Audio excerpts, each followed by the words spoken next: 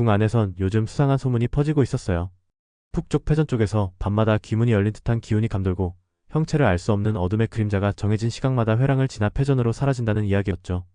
사람들은 그것을 기궁의 밤 그림자라 불렀고 궁녀들은 괜히 그 회랑을 피했어요. 하지만 유독 김봉인만은 그 길을 정해진 시간에 조용히 지나갔죠. 그리고 아무도 몰랐어요. 그 그림자의 정체가 바로 영의정 김봉인이었다는 사실을요. 영의정 김봉인은 누구도 의심하지 않는 충신이자 왕이정의 외조부였어요. 그러나 최근 그는 하나의 확신에 가까운 판단을 내리고 있었어요. 이 판을 흔드는 가장 큰 변수, 바로 열의를 제거해야 한다는 결론이었어요. 궁중에 가장 깊은 회랑을 드나들고 이정의 곁을 지키는 유일한 어른이자 대소신료들마저 머리를 조아리는 존재였죠. 그러나 그의 속내는 달랐어요. 그는 오래전부터 기문과 혼령에 대한 비밀을 쥐고 있었고 그 지식을 권력의 마지막 퍼즐처럼 여기고 있었어요. 계묘년, 왕이정의 아버지였던 선왕이 팔척기에 의해 광증을 앓던 시절 넙덕은 그 사태를 막기 위해 궁에 불려왔어요.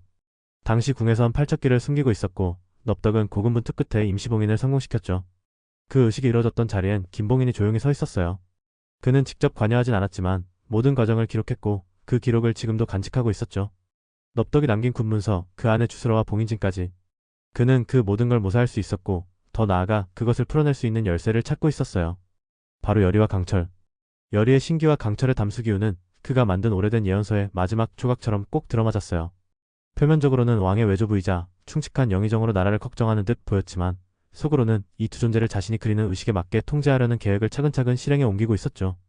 열의를 신뢰하는 왕의 마음을 이용해 그녀를 궁 안 깊숙한 곳으로 불러들였고 강철의 기운을 측정하고 분석해 결국엔 봉인의 틀을 무너뜨릴 귀문 해제식을 준비하고 있었어요. 그가 움직이기 시작하자 궁 안은 다시 불길한 예감으로 흔들리기 시작했죠. 그는 단 한 번도 손에 피를 묻히지 않았지만 그가 움직이는 곳마다 사람들은 병들고 악몽에 시달리며 기이한 사건이 벌어졌어요. 그리고 이제 열의와 강철의 이름이 그 중심에 오르고 있었어요. 김봉인은 열의의 일거수일투족을 감시하고 있었어요. 열의를 없애기 위해선 반드시 강철부터 묶어야 한다는 걸 그는 누구보다 잘 알고 있었죠. 이무기의 기운을 가진 강철이 곁에 있는 한 열의는 쉽게 건드릴 수 없었거든요. 그래서 김봉인은 이 문제를 병조판서 곽상충과 은밀히 상의했어요. 곽상충은 강철의 기운을 억제할 수 있는 비책을 마련하겠다고 약속했고 실제로 이무기 기운을 누그러뜨리는 특별한 봉부를 준비했어요. 그 부적은 겉보기엔 단순한 의식용 문양 같았지만 이무기의 내력을 서서히 묶어두는 폭합주술이 숨어 있었죠. 김봉인은 왕의 이름으로 하명을 내려 강철에게 정기 진찰을 명했고 그 과정을 통해 봉부를 몸 가까이에 지니도록 유도했어요. 또한 강철의 동선과 주변을 밀착 감시할 수 있도록 병조 소속하인 몇을 궁에 들여보냈어요. 강철은 점차 기운이 흐려지는 걸 느끼면서도 그 원인을 파악하지 못한 채 자신이 인간의 몸에 너무 오래 갇혀 있어서라고만 생각했어요. 커트론 왕의 특명이라며 비단 안료로 그려진 충문을 하사하고 그녀에게 경기석이 들어간 안경 대신 특별히 만든 연기 누설 부적을 선물했죠. 열의는 그것을 차마 거절하지 못했고 그 부적은 곧 김봉인이 열의의 실력을 탐지할 수 있는 매개가 되었어요. 하지만 김봉인이 진정으로 노린 것은 열의와 강철이 함께 움직이지 못하도록 떨어뜨려 놓는 일이었어요. 그는 알아차렸어요. 열의와 강철이 가까이 있을수록 서로의 기운이 안정되고 강해진다는 사실을요. 그 힘은 김봉인이 통제할 수 없는 것이었죠. 그래서 그는 두 사람을 함께 있게 두어선 안 되겠다고 판단했어요. 그래서 김봉인은 두 사람을 물리적으로든 상황적으로든 계속 떨어지게 만들 방법을 고민하기 시작했어요. 김봉인은 강철이 인간의 몸에 갇힌 이무기라는 약점을 활용하기로 했어요. 그는 비밀리에 궁 외곽에 봉인진을 설치해 강철이 도성을 벗어날 경우 기력이 더욱 소진되도록 만들었고 동시에 궁 내부에는 감지 못할 정도로 미세한 기운의 덫을 심어두었어요. 강철은 이유도 모른 채 체력이 줄어드는 느낌을 받았고 열의를 지키기 위한 힘이 점점 줄어드는 걸 체감하고 있었죠. 김봉인은 그런 상태의 강철이 스스로 열의에게서 물러서기를 바랐어요. 한편 국내에서는 김봉인의 신복인 노상궁을 중심으로 조용한 중상모략이 펼쳐지고 있었어요. 열의를 향한 시기와 의심이 번지기 시작했고 왕자 곁에 너무 오래 있다는 이유로 일부 궁녀들은 열의에게 의도적으로 따돌림을 시작했죠. 열의는 눈치채지 못했지만 그 틈을 타 열의의 무구 일부가 분실되고 진찰방에서는 의도적으로 그녀에게 감정이 불안정해지는 약재가 든 차를 권하는 일까지 벌어졌어요. 강철은 그런 열의를 도우려 했지만 이무기의 기운이 약해진 그는 점점 이성보다 본능에 치우치기 시작했어요. 예전엔 그저 장난처럼 던지던 말도 요즘은 진심처럼 섞여 나왔고 열의는 그런 강철에게 묘한 불편함을 느끼기 시작했어요. 김봉인은 그 감정의 균열을 노리고 결정적인 날을 기다리고 있었어요. 그날 밤부터 열의는 알 수 없는 불길한 예감에 시달리기 시작했어요.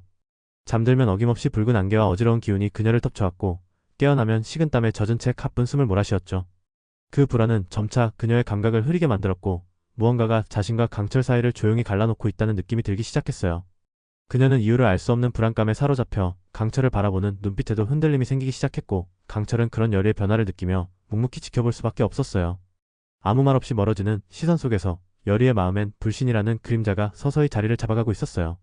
그날 김봉희는 궁녀 하나를 통해 여리에게 계면연 넙덕이 남긴 진원의 해석본을 전달했어요.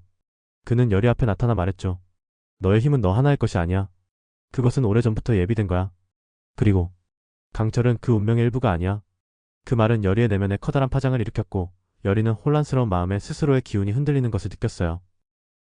결정적인 순간은 궁 안의 의식에서 벌어졌어요.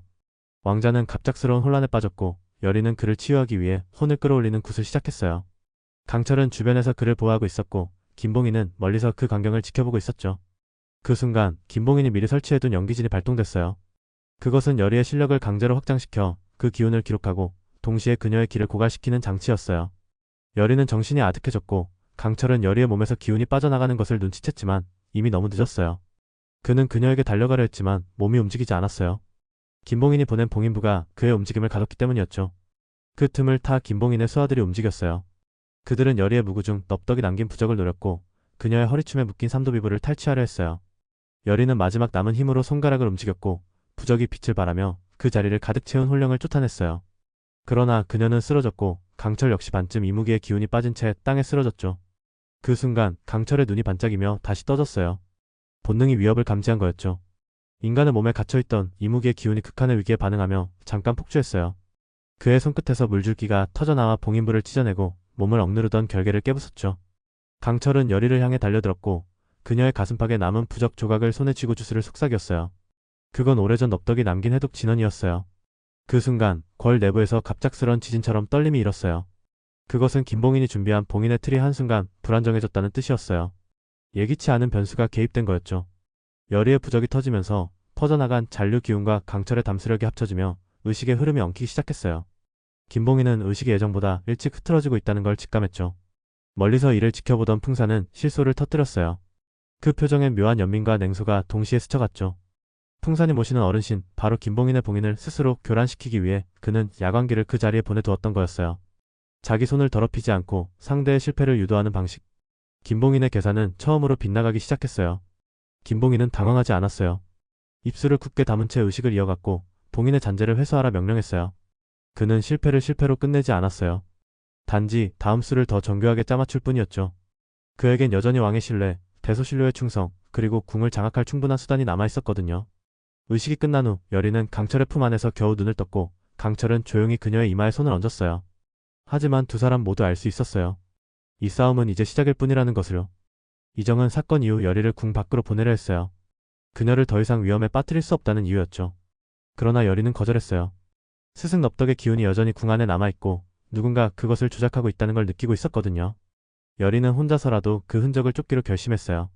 강철은 완전히 회복되지 못한 상태였지만 여리를 지키겠다는 의지만큼은 여전했어요. 그는 김봉인의 존재를 어렴풋이 눈치채고 있었고 그의 주위에서 벌어지는 정적의 흔적들을 쫓기 시작했어요. 기묘하게 반복되는 의정과 늘 같은 시간에 바뀌는 궁의 순찰 경로, 그리고 소리 없이 사라지는 하인들. 하나하나가 의미 없는 우연일 수는 없었죠. 한밤 여리는 의심스러운 기운을 따라 궁 북쪽 패전으로 향했어요. 그곳에서 그녀는 이상한 음각이 새겨진 돌을 발견했어요. 넙덕이 생전에 썼던 봉인의 문양과 닮아 있었지만 그것은 봉인이 아닌 소환의 징조였죠. 누군가 아주 오래전부터 그 자리에 뭔가를 부르고 있었어요. 그리고 지금도 그 의식은 완전히 멈춘 것이 아니었어요. 같은 시각 강철은 왕실 문서고에서 김봉인의 친필 기록이 담긴 봉함첩 하나를 발견했어요. 그 안에는 귀문 해제를 위한 세 가지 조건 왕실의 피, 무녀의 심장, 이무기의 여의주가 상세히 기록돼 있었죠. 그리고 마지막 장에는 낯익은 이름이 적혀 있었어요. 여리. 강철의 손끝이 부르르 떨렸어요. 김봉인은 그날도 이정 앞에 서 있었어요. 손에는 평소와 다름없는 국정을 위한 상소문이 들려 있었지만 그의 눈빛은 이미 이 세상이 아닌 곳을 향하고 있었죠. 그는 속으로 세고 있었어요. 다음 귀문이 열릴 정확한 날과 시간을. 궁 안은 고요했어요. 하지만 그 고요함은 폭풍 전의 정적이었죠. 그 누구도 아직 몰랐어요. 김봉인이 마지막 퍼즐을 맞추기 위해 여리와 강철을 향한 함정을 완성하고 있다는 걸요. 그리고 바로 그날 밤 패전 아래의 땅에서 궁 안에 퍼진 팔척기의 기운이 다시금 꿈틀거렸어요. 다음날 여리는 꿈을 꾸었어요. 붉은 안개 속에서 팔척기의 실루엣이 손짓하고 있었어요. 그리고 누군가의 목소리가 들려왔죠. 그날이 곧 온다, 여리야. 내가 선택하지 않으면 모두가 무너질 거야. 그녀는 잠에서 깨어났어요. 창밖엔 비가 내리고 있었고 하늘은 어두웠어요. 그리고 문득 누군가가 그녀를 지켜보고 있다는 느낌이 들었어요. 등골이 서늘해지는 그 감각 속에서 여리는 알 수 있었어요. 이제 정말 진짜 싸움이 시작된다는 걸요. 구독과 좋아요 눌러주세요. 감사합니다.